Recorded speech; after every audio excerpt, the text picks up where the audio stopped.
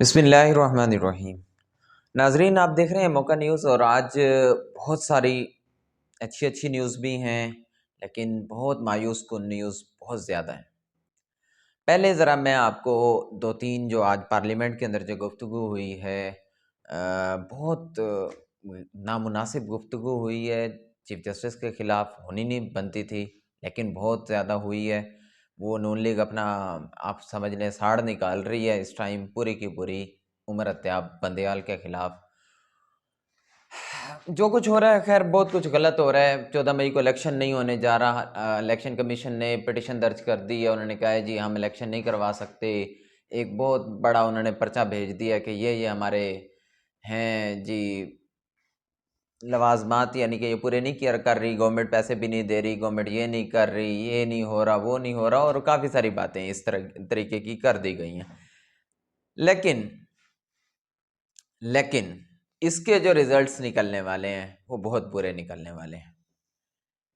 फिलहाल हम अपने पिछले टॉपिक की तरफ आते हैं। आज जो अदालत के अंदर जो कुछ हुआ है, सॉरी, पार्लियामेंट के अंदर जो कुछ हुआ है वो बहुत ज़्यादा गलत हुआ है। आज शाहिद खाकान अब्बासी साहब ने जो बयान दिया खड़े होकर, उन्होंने कहा है कि चीफ जस्टिस साहब को पार्लियामेंट के अंदर पेश किया जाए। और ये मेरे ख्याल से तारीख के अंदर, पाकिस्तान की तारीख के अंदर ऐसा कभी नहीं हुआ कि चीफ जस्टिस पार्लियामेंट के अंदर पेश हो, जवाबदेह हो। वो किस चीज़ की जवाबदेही कह रहे हैं? क्या चीफ जस्टिस ने वाकई कोई जुर्म किया? आइए जानते हैं चीफ जस्टिस ने क्या किया है। चीफ जस्टिस ने इस बात का फैसला किया है कि 90 दिन के अंदर इलेक्शन होने चाहिए, और ये फैसला बिल्कुल आईनी फैसला है, गैर आईनी फैसला नहीं है। पार्लियामेंट किस बात का शोर मचा रही है?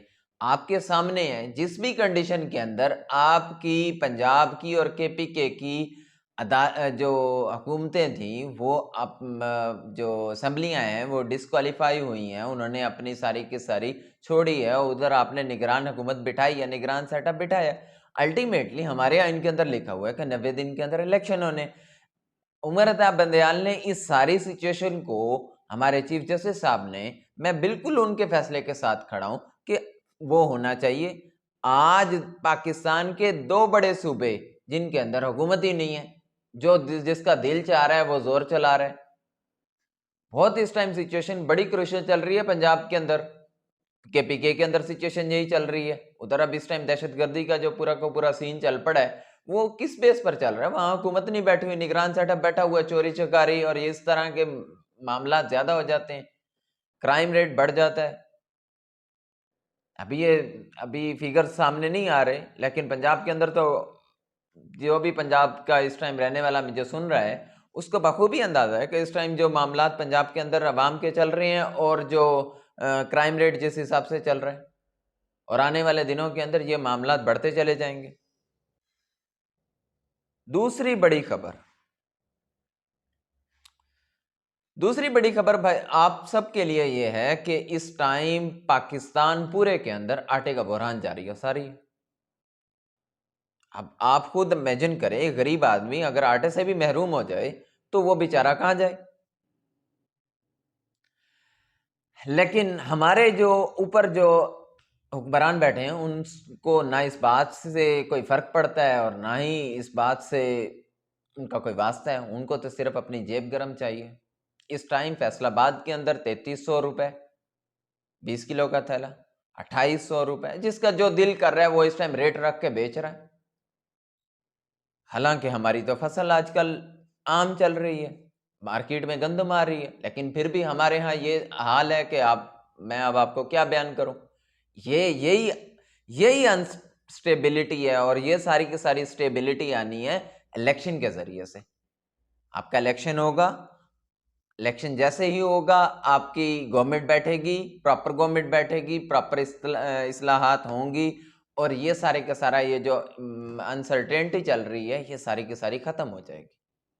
पता होगा इस टाइम गवर्नमेंट का, नून लीग की गवर्नमेंट जो इस टाइम बैठी हुई है, जिनका वजीर आजम है, उनका जो नायब सदर, पार्टी नायब सदर शाहिद खाकान अब्बासी साहब, ये इंकशाफ करते हैं कि आटे के जो थैले तकसीम किए गए उसके अंदर 20 अरब रुपए का करप्शन हुआ, और उनके बकौल के इससे भी ज्यादा हुआ। क्या आप इमेजिन कर सकते हैं कि ये एक पार्टी का नायब सदर कह रहा है और जिनकी हुकूमत चल रही है, और वो फिर भी कुछ नहीं कर सक रहे? और पिछले दिनों जो कुछ परवेज इलाही साहब के घर पर अटैक जो पुलिस ने किया है, वो जी राणा साहब फरमा रहे हैं कि जी मुझे तो पता ही नहीं है। राणा साहब बड़ा अजीब बात कर रहे हैं, भी उनको पता ही नहीं है। भाई आप किस चीज के वजीर दाखिला हो, आपको पता ही नहीं है तो आप इतनी नॉलेज भी नहीं रख सकते कि इस टाइम आपके मुल्क के अंदर क्या चल रहा है। देन आपको तो इस्तीफा देकर फारिग हो जाने चाहिए, घर बैठना चाहिए। पता नहीं कौन लोग आप लोगों को वोट देकर बिठा देते हैं कि पीके के अंदर जो मामला चल रहे हैं इस टाइम, दहशतगर्दी सर चढ़ के बोल रही है, उसका कोई किसी के पास जवाब नहीं है।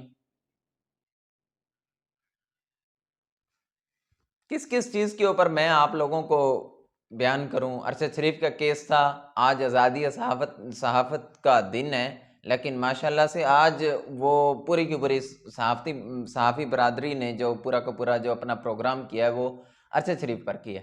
लेकिन क्या आपको और मुझे लग रहा है कि इस तरीके से इंसाफ मिल जाएगा? जिस तरीके आप जिस मुल्क के अंदर आइन की धज्जियां उड़ा दी जाएं, आइन एक मुल्क का दस्तूर होता है कि उसके मुताबिक इंतजाम चलेंगे।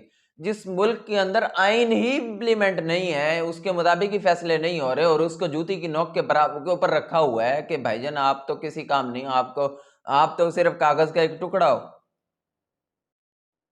तो वहां इंसाफ तो दूर की बात है भाईजान। वो अरशद शरीफ था, एक बहुत बड़ा सहाफ़ी था। यहाँ रोज गरीब आदमी मरता है जिसके बारे में कोई बात नहीं करता। कितने लोग रोज गुर्बत की खाने पीने की वजह से खुदकुशियां करके मर जाते हैं।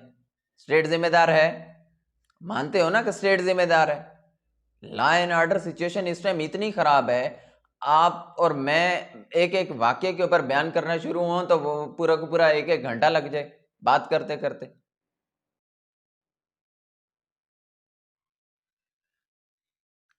बिजली की कीमतों के अंदर आज इजाफा कर दिया गया। भाई आम आदमी को रिलीफ देने का इस गवर्नमेंट ने तो मेरे ख्याल से एक दफा भी सोचा नहीं है।